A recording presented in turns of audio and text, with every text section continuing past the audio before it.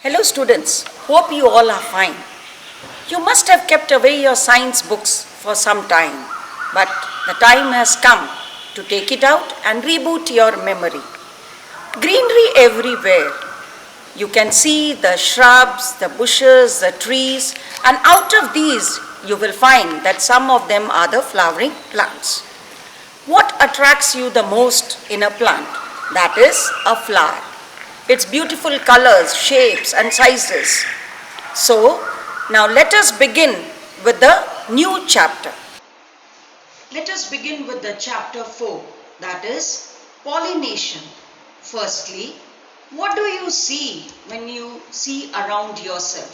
You see a bud and then you see it blooming into a flower.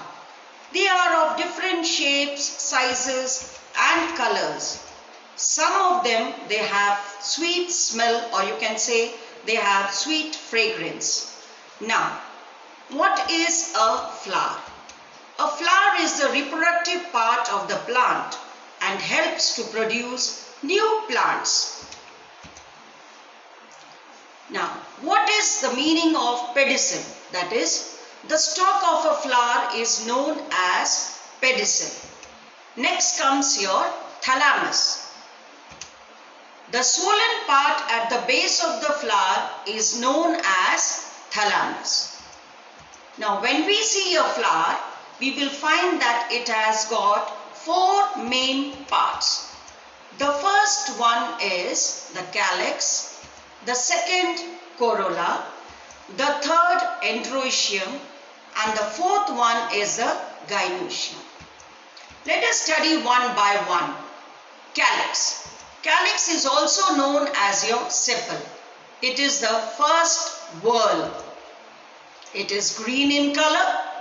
It varies from 4 to 5 in number. And what is its function? To protect the bud and also prepares the food for the plant. The second whorl or the second part of the flower is the corolla. It is also known as petal. It is the second whorl, as already told you, most attractive part of the flower because it is of different colors and some of them they have got a sweet fragrance. What is its function? Its function is to attract the insects. The third whorl is the androecium. The other name for androecium is stamen. It is the male reproductive part. Collection of androecium is called as stamen. The function is to produce pollen grains. But you can see it in the picture. It has got two parts, that is anther and filament. The fourth one is the gynoecium. The other name for gynoecium is known as pistil.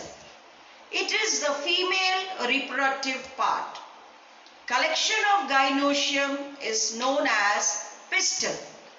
It consists of three parts, that is ovary, style and stigma. You can see it in the picture. Ovary is below, then the style, and on the top you can see the stigma. Now, what is the meaning of a complete flower? A complete flower is the flower which has got all the four whorls, that is calyx, corolla, androecium and gynoecium. You can see it in the picture. Examples are tulip and hibiscus. The next one is, what is an incomplete flower? A flower in which any one whorl is missing or absent is known as an incomplete flower.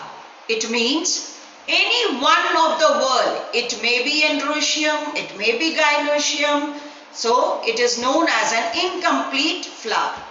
So the examples are the flower of watermelon and the flower of papaya. Now, the types of flower. They are of two types, you can see it. The first one is your bisexual flower and the second one is your monosexual flower.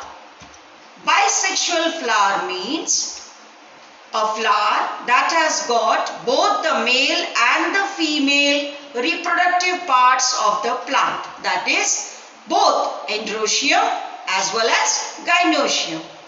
Next comes your monosexual flowers. A flower that has either male reproductive part or the female reproductive part in a plant.